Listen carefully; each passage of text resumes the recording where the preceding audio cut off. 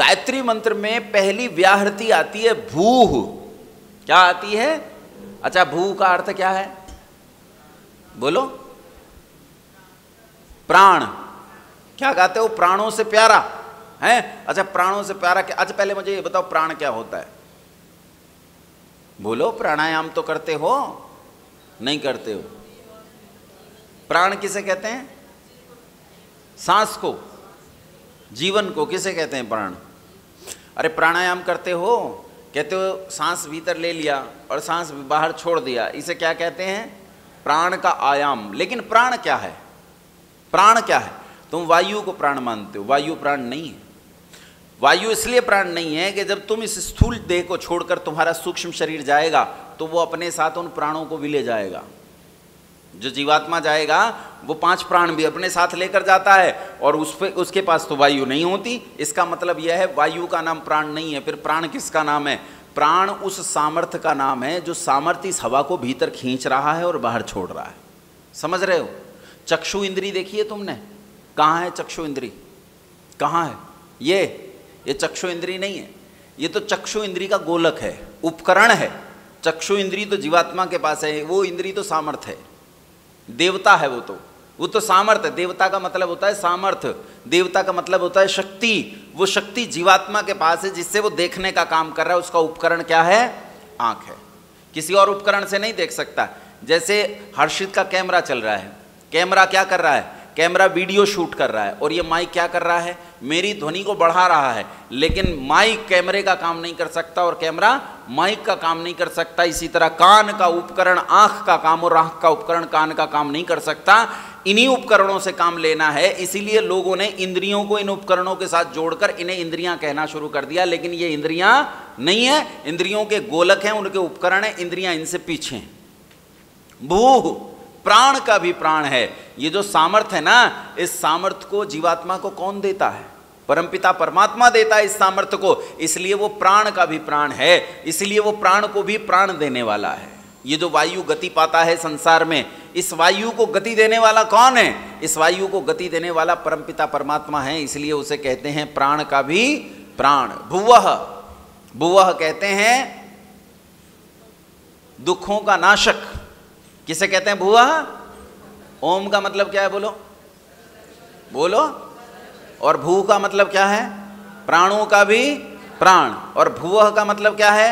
दुखों का नाशक। कैसे करेगा दुखों का नाश? कैसे करेगा? जब तुम दुखों के नाश का प्रयास करोगे, उसका नाम दुखों का, तब परमात्मा तुम्हारे दुखों का नाश करेगा। कैसे? मैं बताता हूं। ये लोटा रखा है, तुमने यज्ञ किया था और उस समय आचार्य जी ने ये जल तुम्हारे ऊपर छिड़क कर तुम्हें आशीर्वाद दिया था। तो मैंने देखा है जब ये जल छिड़का जाता है तो कई लोग तो मतलब पास आ जाते हैं कि मेरे ऊपर जल नहीं पड़ा, कहीं झुक जाते हैं, जल के नीचे घुस जाते हैं, भाई जल मेरे ऊपर पड़ जाए। उन्हें लगता है ये जादुई जल है, इस जल से कुछ बदलने वाला है। या फिर कई जगह आशीर्वाद की प्रक्रिया ये होती है कि लोग यूँ हाथ उठा लेते हैं, है ना, आशीर्वाद मुद्रा बनाते हैं। और फिर मैंने एक बार पूछा अपने नाना से, मैंने कहा ये हाथ उठाया ये क्या होगा? तो उन्होंने कहा इसमें से किरणें निकलेंगी। टीवी में देख रखा है ना कि इसमें से किरणें निकलेंगी। किरणें निकलती हैं क्या? नहीं निकलती। आशीर्वाद का मतलब छम से कुछ हो जाना नहीं है कि आपने कुछ कह दिया और वो हो जाए। आचार्य जी ने कहा सफला संतु, सफल हो जाओ। लेकिन सफल होने का प्रयास किसे करना पड़ेगा? तुम्हें करना पड़ेगा। ठीक है, समझ में आई कि नहीं? वो अगर कहते हैं संपन्न हो जाओ तो संपन्न होने का प्रयास किसे करना पड़ेगा? तो आशीर्वाद का मतलब होता है प्रेरणा। आशीर्वाद का मतलब क्या होता है?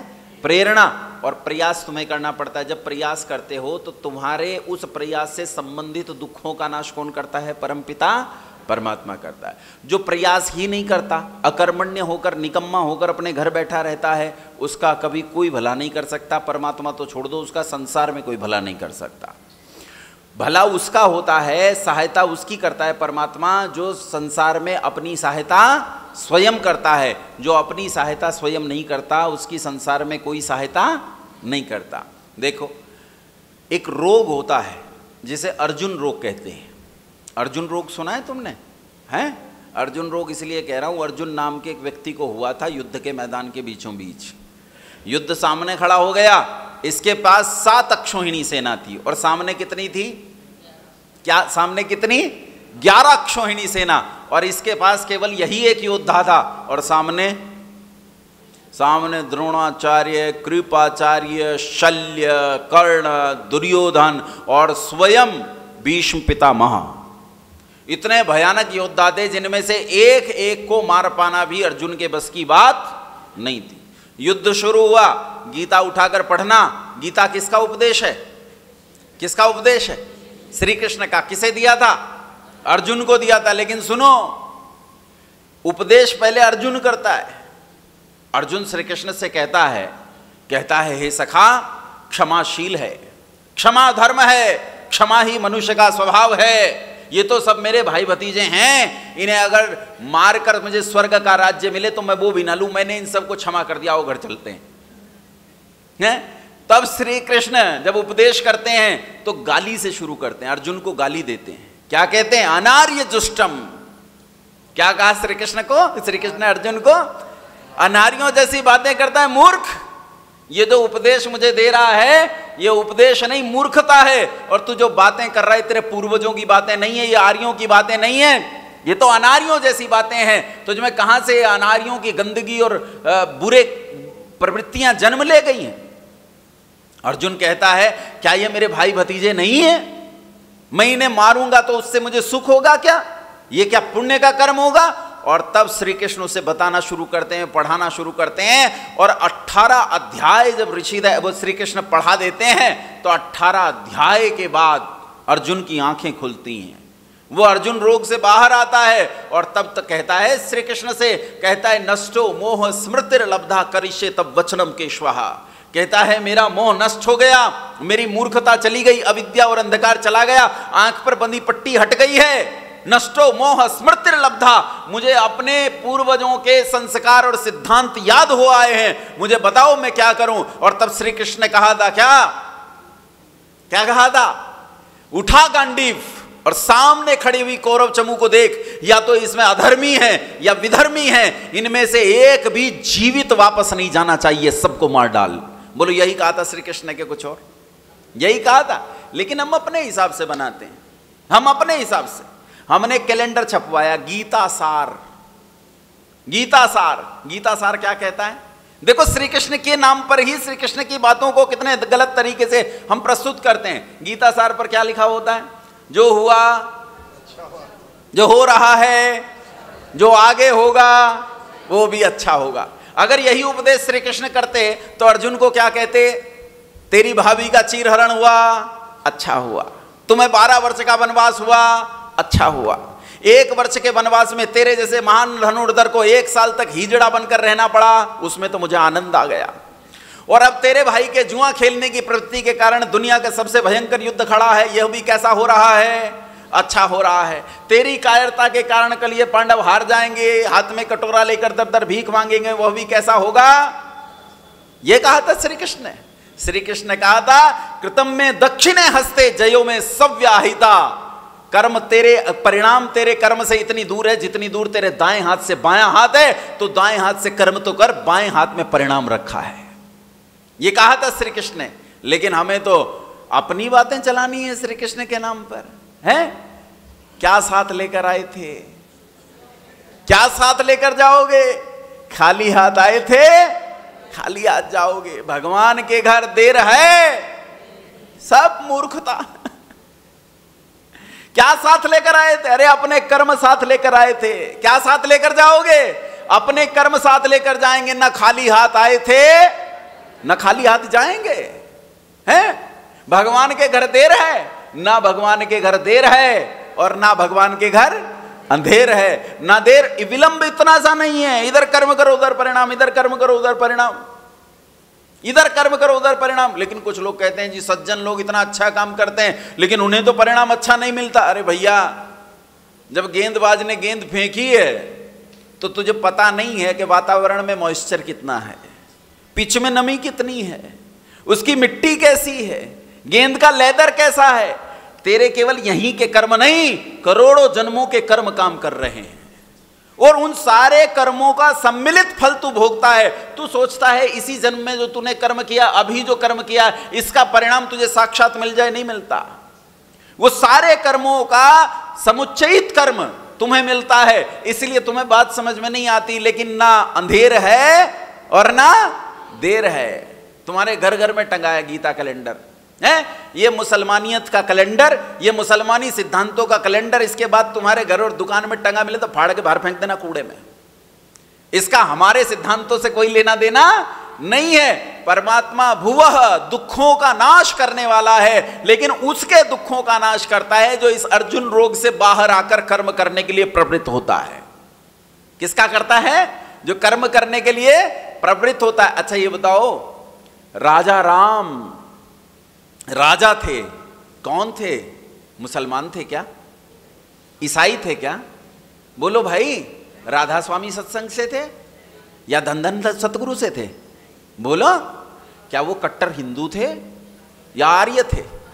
बोलो, कौन थे राजा राम? और आज कौन है राजा? तुम्हारा राजपाट कहां गया? कहां गया? बर्बाद हो गया। तुम्हारा राजपाट है ही नहीं। ब्रह्म कुमारी तुम्हारा राजा है। तुम्हारा राज क्यों नहीं है? क्योंकि तुम्हारा पुरुषार्थ नहीं है। तुम पुरुषार्थ करने को तैयार नहीं हो, और जो आदमी पुरुषार्थ करने को तैयार न हो, परमात्मा उसे परिणाम नहीं देता। परिणाम उसे मिलता है जो क्या करता है? पुरुषार्थ करता है, परिश्रम करता है। दो भाई थे, संस्कृत में एक कहानी थी, हमने बचपन में पढ़ी। दो भाई थे, एक का नाम था धर्मवीर, एक का नाम था कर्मवीर। दोनों के पास बराबर जमीन, बराबर संपत्ति, दोनों अपने गांव में रहते थे। लेकिन धर्मवीर बहुत गरीब था और कर्मवीर वो बहुत पैसे वाला था। धर्मवीर जब इतना दुखी हो गया कि अब जीवन कैसे मुश्किल से चल रहा था, तो उसने सोचा कि भाई से ही पूछ लूं, उसके पास संपन्नता है, क्या उपाय है। वो कर्मवीर के पास गया। उसने कर्मवीर से कहा कि पहले तू भी तो मेरे जैसा ही था, तेरे पास इतनी संपत्ति कहां से आई?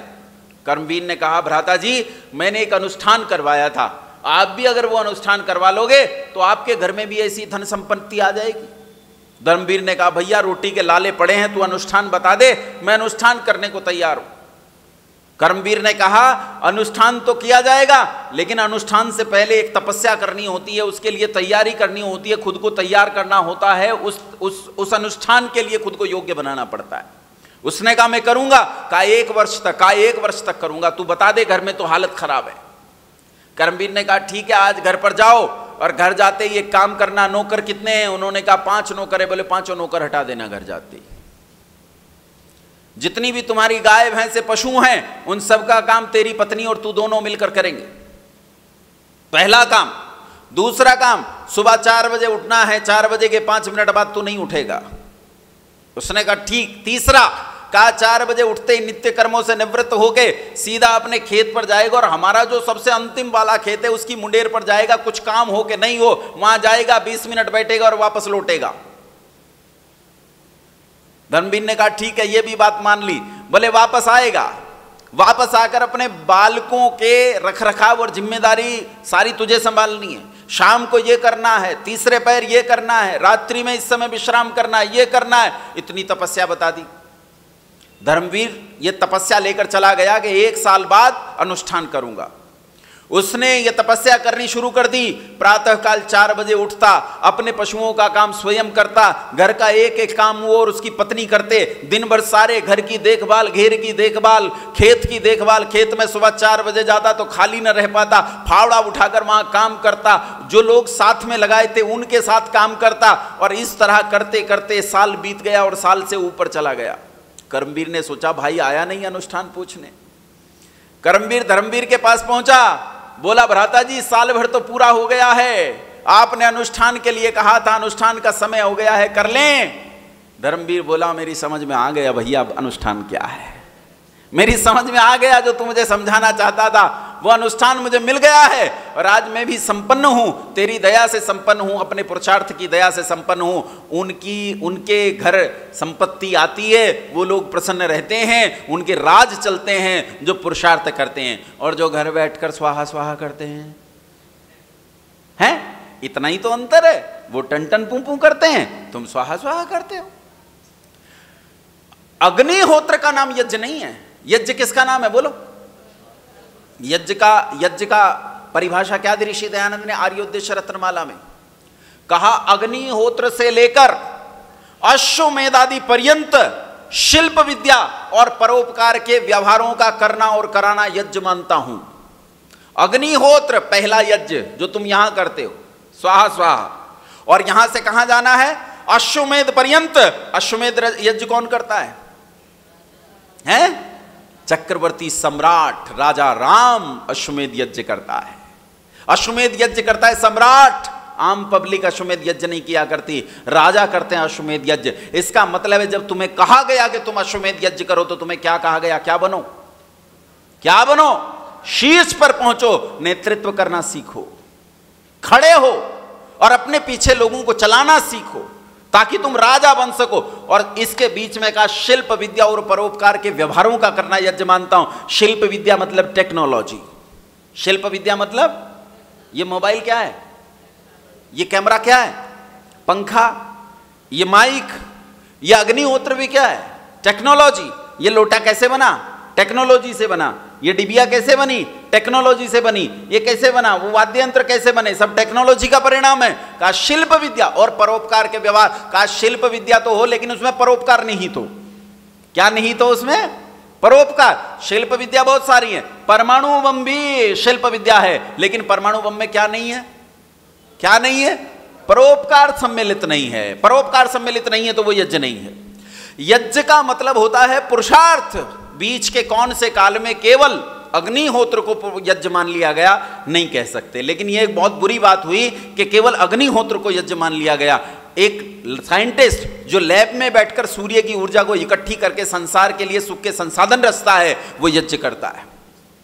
एक आदमी जो उस ठिठुरती हुई रात में कंबल उठाकर और सोते हुए गरीबों के ऊपर कंबल ओढ़ाता है वो यज्ञ करता है। एक आदमी जो भूखे लोगों तक अन्न पहुंचाता है वो यज्ञ करता है। एक व्यक्ति जो अपने राष्ट्र की रक्षा के लिए बॉर्डर पर संगीन उठाकर वहां उस भयानक दोपहरी और रात में सोता है, राष्ट्र की रक्षा करता है, वो यज्ञ करता है। एक किसान जो खेत में फावड़ा चलाता है, हल चलाता है, वो यज्ञ करता है। एक गृहिणी जो अपना घर संभालती है, उत्तमता से घर संभालती है, वो यज्ञ करती है। यज्ञ केवल अग्निहोत्र का नाम नहीं है। यज्ञ का अर्थ है पुरुषार्थ। जो पुरुषार्थ तुम करोगे परमात्मा वो परिणाम तुम्हें देगा और इस तरह तुम्हारे दुखों को तुमसे दूर करके तुम्हें सुख देगा। इसलिए परमात्मा को कहते हैं क्या है? स्वः सुख स्वरूप और भुवः दुखों का नाशक। ऐसा परमपिता परमात्मा है। 100 से अधिक देशों में देखा जाने वाला, सर्वाधिक लोकप्रिय और सबसे अधिक फॉलोअर्स के साथ पूरी दुनिया में आर्य समाज के विचारों का प्रचार करने वाला एकमात्र चैनल वैदिक प्रचार।